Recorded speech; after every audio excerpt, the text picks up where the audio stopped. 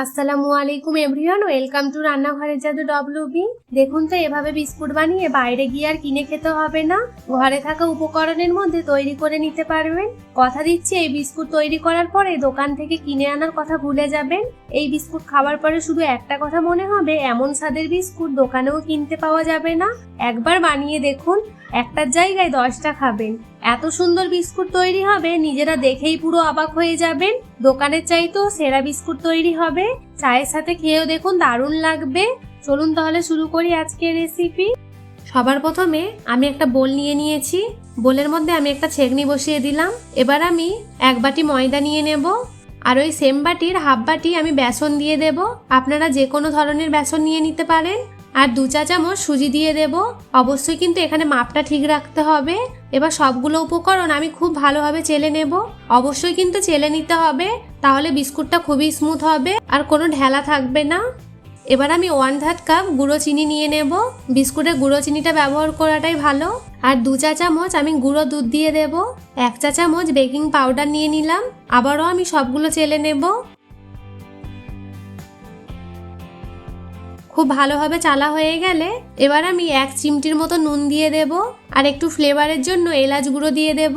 এলাচ গুঁড়োটা দেওয়ার কারণে বিস্কুটের মধ্যে খুব সুন্দর একটা ফ্লেভার আসবে আর খেতেও দারুণ লাগবে।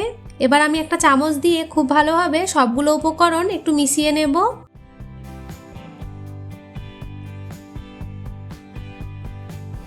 মেশানো হয়ে গেলে ওই সেম বাটির আমি হাফ বাটি ঘি দিয়ে দেব।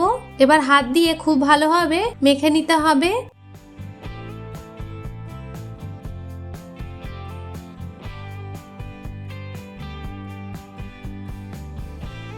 এরকম মাখতে মাখতে দেখবেন এরকম ডোয়ের মতো হয়ে যাবে। যদি মনে হয় ঘিটা একটু কম মনে হচ্ছে আর ডোটা মাখা হচ্ছে না, তাহলে আপনারা আরো একটু ঘি নিয়ে নিতে পারেন। আর এখানে আমি ঘি ব্যবহার করেছি, আপনারা চাইলে এখানে তেলও নিয়ে নিতে পারেন, আবার ডালডাও দিয়ে করে নিতে পারেন। তবে ঘিটা দেওয়ার কারণে বিস্কুটটা খুব সুন্দর হবে আর খুবই হেলদি হবে। দেখুন, খুব সুন্দর একটা ডো তৈরি হয়ে গেল। এবার আমি বিস্কুটগুলো তৈরি করার জন্য এরকম একটা থালা নিয়েছি। থালার উপরে আমি একটু ঘি ব্রাশ করে নেব। আর এরকম একটা সাদা কাগজ আমি বসিয়ে দেব। আবারও আমি একটু ঘি দিয়ে ব্রাশ দিয়ে লাগিয়ে নেব। আপনারা চাইলে বেকিং পেপার যদি থাকে বেকিং পেপারটাও নিয়ে নিতে পারেন, তবে আমার কাছে ছিল না, তাই আমি এভাবে করে নিলাম। এবার ওই ডো থেকে অল্প অল্প করে নিয়ে এভাবে একটু গোল গোল করে নেব।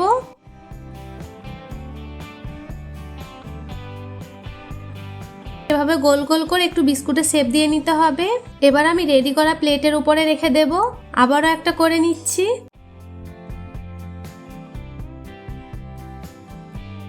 আমি সেমভাবে সবগুলো করে নেব।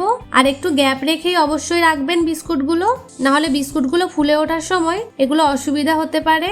একটু ফাঁকা রেখেই বিস্কুটগুলো তৈরি করে নিতে হবে। আর উপর থেকে একটু দেখতে ভালো লাগার জন্য আমি একটু পেস্তা কুচি দিয়ে দিলাম। আপনারা চাইলে যে কোনো ধরনের বাদাম কুচি দিয়ে দিতে পারেন। আমি একদম খুব ভালোভাবে রেডি করে নিলাম। এবার বিস্কুটগুলো বেক করার জন্য আমি একটা কড়া বসিয়ে নিয়েছি। আর কড়াটা আমি 5 মিনিটের জন্য প্রিহিট করে নিয়েছিলাম। এবার আমি কড়ার মধ্যে এভাবে বসিয়ে দেব প্লেটটা, আর ওপর থেকে এভাবে ঢাকা দিয়ে দিতে হবে।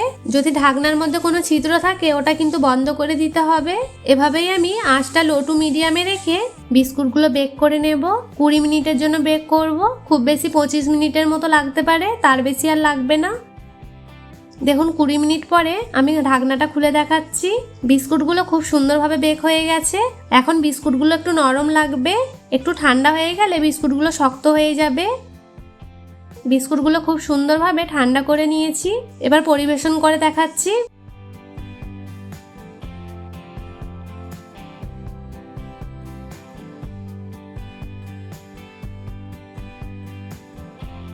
ঘরে থাকা অল্প উপকরণ দিয়ে খুব সহজেই এই বিস্কুটটা একবার বানিয়ে দেখুন, একটার জায়গায় 10টা খাবেন। এত সুন্দর বিস্কুট তৈরি হবে, নিজেরা দেখেই পুরো অবাক হয়ে যাবেন। দোকানের চাইতেও সেরা বিস্কুট হবে। আর চা দিয়ে খেতে এই বিস্কুটগুলো এত সুন্দর লাগে, আপনারা খেলেই বুঝতে পারবেন। আশা করি সম্পূর্ণ রেসিপিটি আপনাদের খুবই ভালো লাগবে। আর যদি ভালো লেগে থাকে তাহলে অতি অবশ্যই কিন্তু কমেন্টে জানাতে ভুলবেন না। আরও এরকম সিম্পল নতুন রেসিপি দেখতে চাইলে চ্যানেলটি সাবস্ক্রাইব করে পাশে থাকবেন। দেখা হবে আপনাদের সঙ্গে আরও একটা নতুন রেসিপি নিয়ে। ততক্ষণ সবাই ভালো থাকবেন, সুস্থ থাকবেন। আল্লাহ হাফিজ।